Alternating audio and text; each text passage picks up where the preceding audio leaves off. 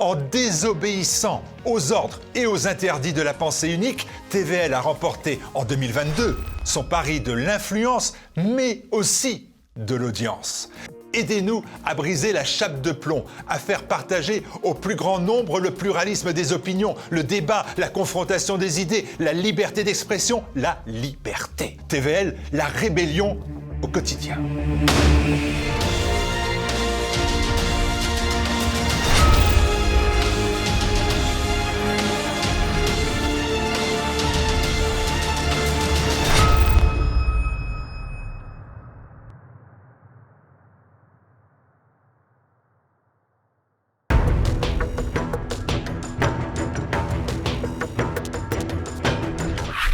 Arthur Lanternier est à la tête de la mission humanitaire de SOS Chrétiens d'Orient au Liban.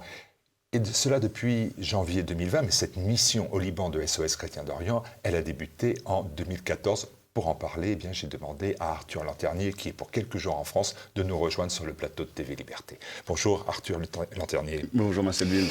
Merci d'être présent parmi nous. Quel est votre parcours avant de rejoindre donc ce pays des Cèdres qui est, on le sait, le berceau de la chrétienté orientale? Absolument. Mais écoutez, d'abord, je suis né en Italie et non pas en France. J'ai grandi en Italie un peu par hasard parce que mes parents habitaient en Italie à cette période-là. Et ensuite, je suis arrivé en France à l'âge de 12 ans. J'ai jamais été un grand fervent chrétien en fait pendant mon adolescence. Disons que j'ai un peu grandi dans ce marasme ambiant européen où on met un peu de côté la foi et la croyance en Dieu. Et en fait, j'ai réussi à retrouver la foi après en fait un événement personnel dans ma famille assez grave. Et c'est ce qui m'a permis de me poser des questions sur mon identité. Est-ce que je suis chrétien? Qu'est-ce que ça veut dire être chrétien aujourd'hui? Est-ce que c'est possible de l'être dans le monde dans lequel on est? Et donc toutes ces questions m'ont poussé à faire pas mal de recherches. Et puis d'un autre côté, j'étais parti déjà en Orient il y a plus de 12 ans, en Syrie et au Liban. Et j'étais vraiment tombé amoureux de cette région-là. Et en fait, c'était juste avant 2011, donc juste avant que la guerre commence en Syrie. Et en fait, on est tellement tombé amoureux de ce pays qu'on n'a pas compris comment la guerre pouvait commencer là-bas. Et donc, j'ai commencé mes recherches aussi d'un point de vue spirituel et d'un point de vue géopolitique pour comprendre un peu ce qui se passait en Syrie. Et donc, en cherchant sur Internet, je me suis dit, mais il faut absolument que je parte là-bas pour comprendre ce qui se passe. Et donc, j'ai tapé sur Internet bêtement comment aller en Syrie. Donc, je suis tombé sur des sites très bizarres, dont un, celui de SOS Chrétiens d'Orient. Et c'est là que je me suis dit, ce serait parfait, je pourrais répondre à mes questions d'un point de vue spirituel et répondre à mes questions d'un point de vue géopolitique. Et c'est comme ça, en fait, que j'ai découvert SOS Chrétiens d'Orient. Et je suis d'abord parti donc en 2016 comme volontaire, simple volontaire, pendant plusieurs mois. Et ensuite, je pensais partir 3 mois et au final, je suis parti 4 ans. 4 ans. Et votre mission au Liban, elle a débuté, je l'ai dit, en 2020. Et 2020, c'est aussi le moment de l'explosion. On se souvient, dans le port de Beyrouth, plongeant de fait le Liban, cette fois-ci, totalement dans le chaos. Et c'est dans cette situation quand même particulièrement grave que vous évoluez et que vous intervenez dès 2020. Absolument. En fait, j'ai commencé mon travail d'abord en Syrie comme chef de mission adjoint à Alep. Et puis, je suis arrivé, comme vous avez dit, en janvier 2020 au Liban. Et malheureusement, je suis arrivé pile au début de la crise parce qu'en fait, la fameuse révolution a commencé en octobre 2019. Et c'est là qu'après que tout s'est enchaîné. Donc, je suis arrivé en janvier 2020 et puis la crise a vraiment continué jusqu'à arriver aussi à une perte de valeur de la monnaie, mais incroyable, et jusqu'à la cerise sur le gâteau, comme on disait, avec cette explosion au port qui a fait des centaines de victimes et qui a vraiment plongé le Liban dans le chaos qu'on connaît aujourd'hui. Alors, il y a un élément, c'est bien évidemment, et vous venez de le citer, c'est une crise économique et sociale sans précédent pour ce pays, que vous vivez bien sûr au quotidien. Et vous avez observé, vous me disiez, la transformation de cette société libanaise, parce que beaucoup de Libanais sont passés d'une classe sociale moyenne à une situation de pauvreté extrême. Absolument. Je vais vous donner 2 chiffres en fait, qui vont vous permettre un petit peu de comprendre la gravité de la crise aujourd'hui au Liban. Le premier, c'est l'année 2021. Il faut savoir que la livre libanaise a perdu plus de 200% de sa valeur face au dollar. Rendez-vous compte un petit peu des conséquences de rien que de ce chiffre-là. Et donc, une des conséquences en fait, de cette perte de valeur a engendré en fait, plus de 70% de la population vivant sous le seuil de pauvreté aujourd'hui. Rendez-vous compte, on parlait de la Suisse du Moyen-Orient. La Suisse du Moyen-Orient, aujourd'hui, est en plein chaos économique, en chaos également politique et en chaos aussi démographique. Donc en fait, c'est une triple crise qui vient frapper justement le Liban avec cette fameuse explosion qui vraiment a été la 4e crise, entre guillemets, qui est arrivée justement au Liban. Comment est la vie au quotidien pour un Libanais à Beyrouth, un Beyroutin? Sa vie quotidienne, c'est rythmé par quoi? Eh bien, c'est rythmé par 1 heure d'électricité par jour, par exemple. C'est rythmé par justement cette mafia des générateurs où justement on n'a pas le choix, parce que comment voulez-vous vivre avec 1 heure d'électricité par jour? Et donc en fait, il y a plein de mafias qui s'organisent pour mettre des générateurs générateurs d'électricité qu'on paye en plus, vous voyez, de nos factures d'électricité pour pouvoir avoir un minimum d'énergie. Mais c'est en fonction des horaires. Donc de 6h30 à 7h30 du matin, on a un petit peu d'électricité. Ensuite, ça recommence à 9h30 jusqu'à 11h. Ensuite, de midi jusqu'à 14h. Enfin, toute notre vie, en fait, de Libanais est rythmée en fonction de l'électricité. Donc en fait, notre cerveau s'adapte vraiment en fonction de cette énergie-là, qui est essentielle pour qu'un pays fonctionne. Pardonnez-moi, Arthur Montagnier, est-ce que c'est une situation vécue à Beyrouth, ou est-ce qu'on retrouve la même dans l'ensemble du Liban, ou en pire? On retrouve la même dans tout l'ensemble du Liban, pas forcément pire, en effet. Franchement, il y a même des petits villages dans les montagnes où ils ont plus d'électricité, ou peut-être ils sont mieux organisés que dans la même capitale. Vous voyez, c'est ça qui est assez étonnant, c'est que même à Beyrouth, de temps en temps, en voyant, parce que évidemment, SOS Chrétiens d'Orient, on ne travaille pas que à Beyrouth, mais aussi dans les villages, dans les autres villes, et très souvent, on se rend compte que dans d'autres villages, voilà, absolument, même à Leba, vous voyez, on a beaucoup moins de problèmes d'électricité qu'à Beyrouth. Ce qui est étonnant, parce que quand même la capitale principale, ce serait, à mon avis, important qu'il y ait plus d'électricité. Donc en fait, la situation est plus ou moins la même, avec, bon, on a 2 heures de plus ou 2 heures de moins, vous voyez, ça ne change pas non plus énormément, mais voilà, c'est tout le pays dans son entier qui est frappé par cette crise énergétique gravissime et qui empêche tout simplement le pays de continuer à fonctionner. Et en amont ou en aval de cette crise économique, il y a évidemment une crise politique. Elle n'a pas attendu la crise de 2019 pour exister, mais néanmoins, elle s'est amplifiée. Et là, aujourd'hui, par exemple, le Liban est sans président. Absolument, absolument. En fait, la crise politique a été suivie par la crise économique, évidemment. Donc, on n'a pas eu de gouvernement pendant près de 13 mois. Pendant plus d'1 an, on n'a pas eu de gouvernement à la tête du pays, ce qui est quand même assez hallucinant. Et aujourd'hui, en effet, M. Aoun a fini son mandat le mois dernier, et donc maintenant, les députés doivent élire un nouveau président. Mais à chaque fois, il y a encore, vous savez, un peu ces petites magouilles politiciennes, avec les intérêts de chacun, sa petite communauté et tout. Et donc, on évite d'élire un tel comme président parce qu'il ne répondrait pas aux intérêts de l'autre petite communauté. Et donc, en fait, on n'avance pas. Et maintenant, personne n'est capable de dire quand est-ce qu'on aura enfin un président de la République au Liban.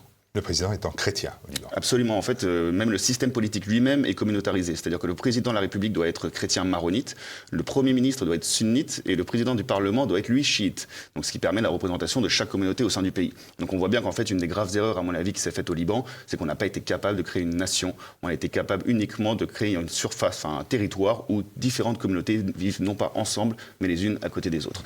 Et en fait, on le voit bien. C'est-à-dire que si on avait mis en place un système politique, justement, national, c'est-à-dire avec une appartenance à la nation avant l'appartenance à la communauté, on n'aurait peut-être pas les problèmes que nous connaissons aujourd'hui. Voilà. Une société multiconfessionnelle comme une société multiraciale, pour vous, ça ne fonctionne pas? Eh bien, écoutez, c'est très compliqué, c'est très compliqué. En fait, quel est le plus important? Moi, je suis partisan, en fait, de l'appartenance à la nation, qui dépasse, en fait, les appartenances à la couleur de peau, à la religion, etc. C'est ce qui a été fait dans pas mal de pays du Moyen-Orient, mais c'est ce qui n'a pas été fait au Liban, et à mon avis, c'est un des graves problèmes du Liban, c'est de ne pas avoir créé de sentiment d'appartenance nationale. Tout le monde se définit, en fait, je suis chrétien et libanais, je suis sunnite et libanais, je suis chiite et libanais, avec bien sûr tous les pays extérieurs et étrangers qui jouent aussi là-dessus sur ces divisions. Je sais bien que SOS Chrétiens d'Orient ne fait pas de politique, et c'est pas sur ce terrain-là que je vais vous entraîner, mais nous, on a un président en France, vous le savez, certains vont dire malheureusement, il est allé au Liban, à Beyrouth, il a fait des promesses, il a tenu des propos très, très forts, trop forts, diront certains. Est-ce que vous sentez l'aide de la France et du président Macron s'effectuer sur le Liban ? Alors moi, je suis venu aujourd'hui pour parler un petit peu de ce que pensent les chrétiens d'Orient. Non parce que je pense, moi, c'est un moins important. Mais en fait, les chrétiens ont eu un énorme espoir en voyant M. Macron venir au Liban. Ils pensaient vraiment que la France allait enfin jouer son rôle, en fait, de soutien au Liban et au soutien à la chrétienté du Liban. Et en fait, avec le temps qui est passé, les chrétiens libanais me disent, mais alors, où est-il? Qu'est-ce qu'on fait? Pourquoi la France n'est pas à nos côtés comme elle l'a été depuis 1000 ans? Vous voyez, nous, ils pensent encore toujours à la promesse de Saint-Louis de 1250 sur l'île de Chypre, où il a promis justement protection aux Maronites. Aujourd'hui, ils disent, mais où est la France, notre mère, où est-elle pour nous aider dans cette grave crise? C'est la pire crise de l'histoire du Liban. En fait, d'ailleurs, tous ces chrétiens libanais, tous ces Libanais dans leur ensemble, me disent, c'était mieux pendant la guerre.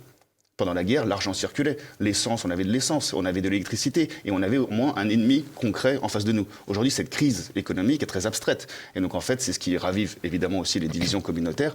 Mais ce qui, vraiment, ils nous disent, c'était mieux pendant la guerre que maintenant. C'est la pire crise de notre histoire. Et même d'un point de vue mondial, c'est une des 3 pires crises mondiales depuis les années 1850.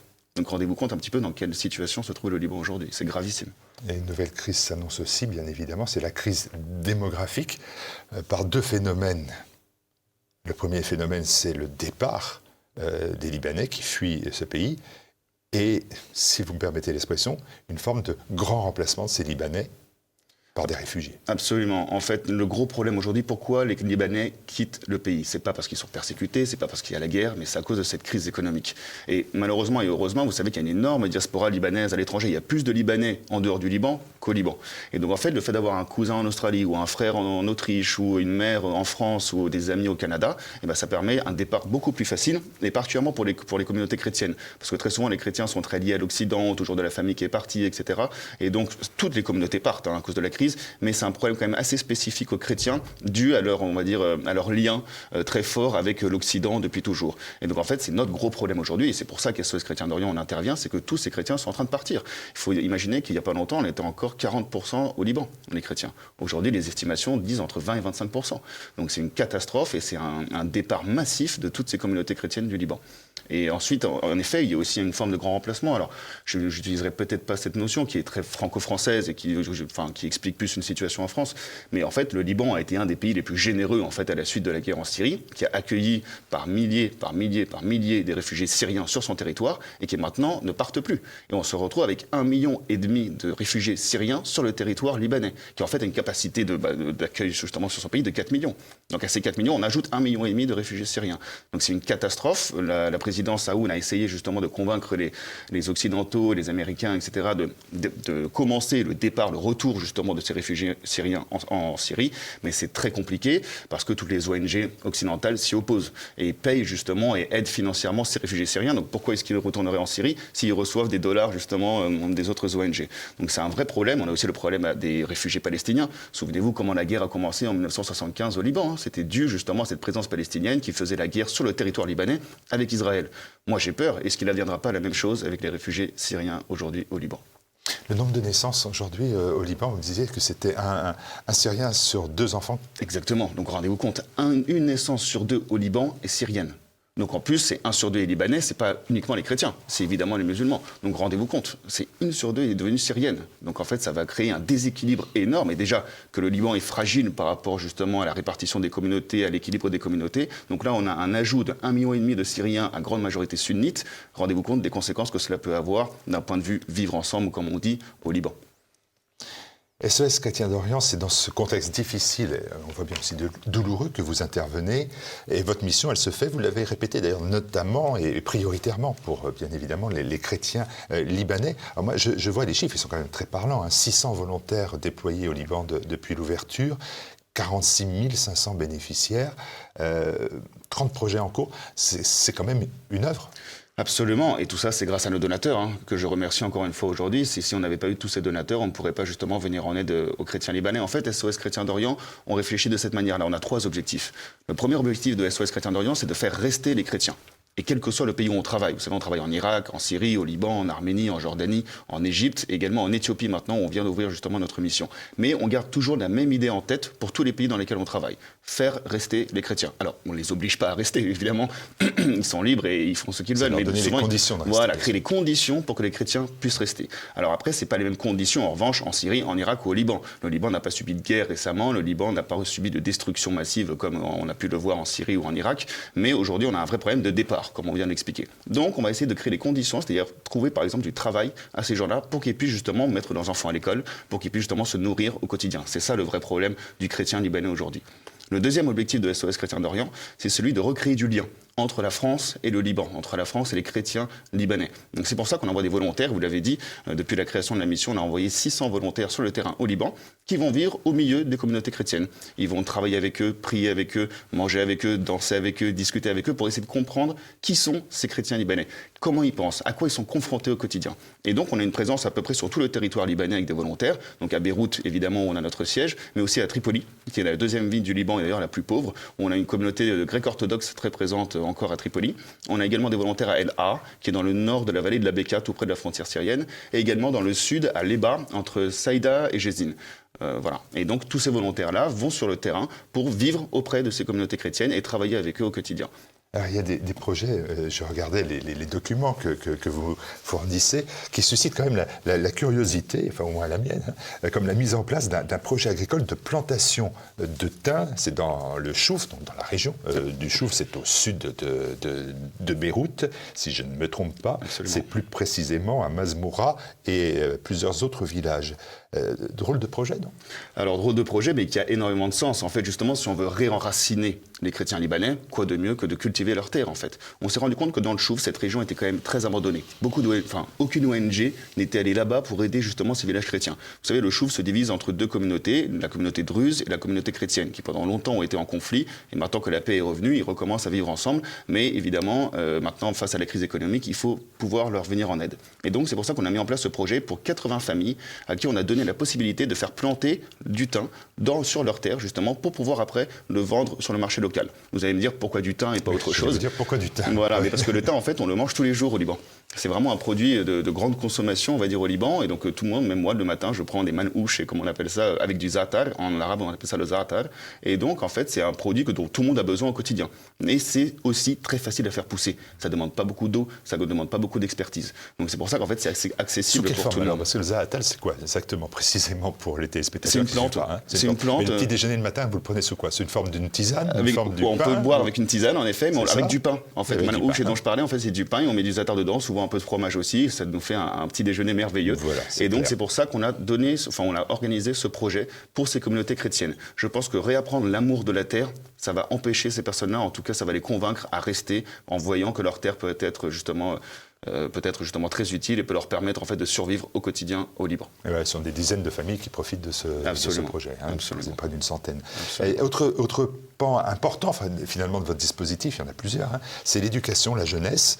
Ça se comprend parfaitement. Et on passe de construction d'écoles, l'organisation de patronage, de camps d'été pour les enfants. Ça reste un secteur qui reste prioritaire dans l'action d'ailleurs des SOS Chrétiens d'Orient dans tous les pays où il est présent. Alors moi, il y a quelque chose qui me rend fou en ce moment au Liban, c'est qu'à chaque fois que je parle à un jeune entre 18 et 25 ans, le seul mot qu'il a à la bouche, c'est visa pour partir.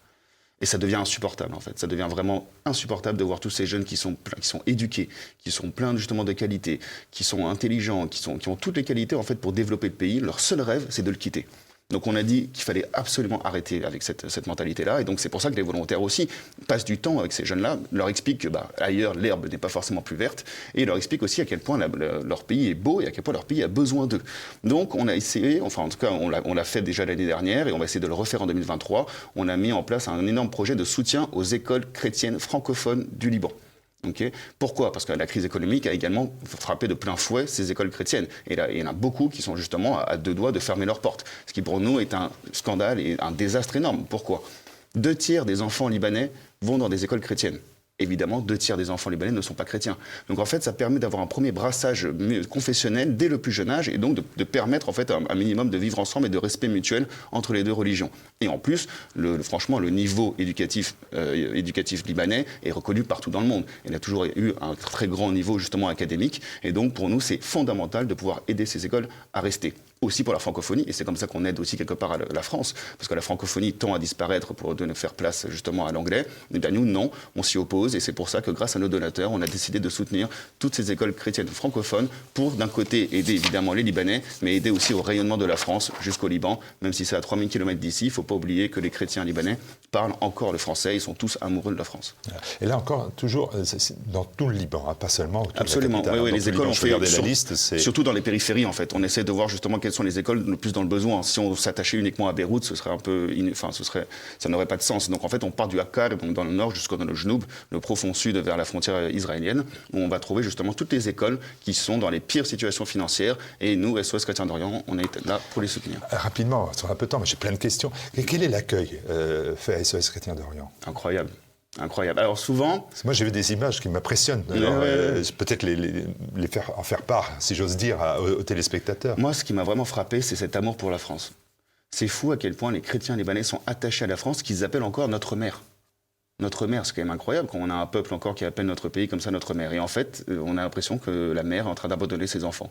Donc ils sont conscients de ce qu'est en train de devenir la France et un peu l'abandon de la part de la France, de leur peuple, mais ils gardent cet amour-là. Et ils sont assez impressionnés quand ils voient des jeunes Français quitter leur pays où ils ont 24 heures sur 24 de l'électricité, en tout cas pour l'instant, où ils ont du gaz, où ils ont tout ce qu'il faut en fait pour vivre, toutes les conditions matérielles pour vivre. Ils disent mais qu'est-ce que vous venez faire chez nous? Vous avez tout chez vous. Et c'est nous, justement, notre rôle en tant que volontaire, c'est de leur expliquer, mais certes, on a des biens matériels, mais nous, il nous manque la foi. Et c'est ce que vous avez. Et vous êtes un exemple pour nous. Et en fait, c'est ça qui est magnifique dans cet échange. En voulant aider les Libanais chrétiens, au final, ces Libanais chrétiens aident ces jeunes Français qui après rentrent en France, le cœur léger et surtout avec une envie de s'engager beaucoup plus forte. Mission essentielle, il y en a plusieurs, bien évidemment. L'aide médicale, il y a aussi la reconstruction. Ce mot-là est un mot qui est un peu surprenant. Et, comme vous dites, il n'y a pas eu de guerre quand même. Enfin, il n'y a plus de guerre depuis longtemps au Liban. Non, mais bon, on a parlé de la fameuse explosion justement à Beyrouth qui a eu lieu le 4 août 2020. Et en fait, on s'est aussi engagé évidemment dans la reconstruction. Les volontaires ont travaillé quotidiennement des jours et des jours pour ramasser les gravats au début, ensuite pour réparer les maisons. Et SOS Chrétien d'Orient a également financé les reconstructions de maisons. On a également aidé les hôpitaux. Il y a le fameux hôpital de la Quarantaine qui a été complètement rasé, qui a été vraiment en grande partie détruit à cause de l'explosion. Et bien SOS Chrétien d'Orient s'est engagé à hauteur de 100 000 € pour aider cet hôpital, qui est un hôpital fondamental justement dans la région, avec justement pour refaire le département de natalogie, donc des enfants, des bébés justement en bas âge. Et donc oui, on s'est vachement engagé dans la reconstruction après l'explosion. Et c'était fondamental. Et d'ailleurs un grand merci à tous les volontaires qui sont venus sur le terrain et qui ont aidé de leurs propres mains à justement la reconstruction des quartiers autour de Beyrouth, qui d'ailleurs sont beaucoup des quartiers chrétiens. Parce que c'est quand même du gros œuvre. Je vois à Masrat el-Dar la reconstruction de maisons du village. Enfin, je veux dire, vous accueillez des étudiants, mais ils se lancent dans des opérations. Absolument. Après, bien sûr, ils sont suivis par des ingénieurs, etc. Et tout. C'est-à-dire que les volontaires viennent accompagner justement nos projets. Mais oui, c'est fondamental. Et puis en fait, on a pas mal de chance chez SOS Chrétien d'Orient d'être aussi pluriel dans notre façon justement d'agir. Donc vous parlez de reconstruction, mais vous parlez aussi du secteur médical, du secteur éducation, de la culture aussi également, de la culture et patrimoine. Pour nous, c'est fondamental aussi de travailler sur ce pilier. C'est pour ça qu'on organise très souvent des événements culturels comme des concerts de Noël, des concerts à Pâques, etc. pour mettre en avant aussi l'aspect culturel du Liban, qui est quand même une culture magnifique et qui existe depuis des millénaires. Culturel, patrimonial aussi, ça c'est ce qui fait aussi l'intérêt des SOS Chrétiens d'Orient. Je lisais les soutiens aux scouts de Ka'a. Je vois à Baalbek les peintures de fresques dans l'église maronite de Majaloun, ou l'agrandissement du centre Jean-Paul II à Jounier. Voilà, ce sont vraiment des opérations importantes qui visent toujours à ce développement culturel et patrimonial pour un budget quand même qui est un demi-million d'euros. C'est ça, environ un demi-million d'euros. Et évidemment, on aimerait faire plus. Et on a des ONG qui ont des millions et des millions. Mais déjà, avec ce budget-là, on arrive à faire des choses extraordinaires. Et aussi grâce à la présence de volontaires. Vous savez, nous, on fonctionne toujours sur ces deux piliers. Un, la présence de volontaires qui, en fait, marque vraiment les esprits sur le terrain. Et puis, bien sûr, l'argent étant le nerf de la guerre. Sans argent, on ne pourrait pas mettre en place de projets. On ne pourrait pas accueillir de volontaires. Donc, c'est fondamental aussi. 330 projets terminés et en cours. Et si vous en aviez un à conserver, vous n'en resterez plus qu'un seul. Quel projet à venir que vous voulez voir aboutir? Eh bien, vu le succès, oui, c'est pas facile, mais vu le succès du projet de la plantation de thym, parce que vous savez, souvent les projets agricoles, c'est souvent compliqué. Il y a tellement de facteurs qui peuvent justement bousiller le projet, ruiner le projet. Eh bien là, ça a marché. Donc moi, je vais mettre le paquet.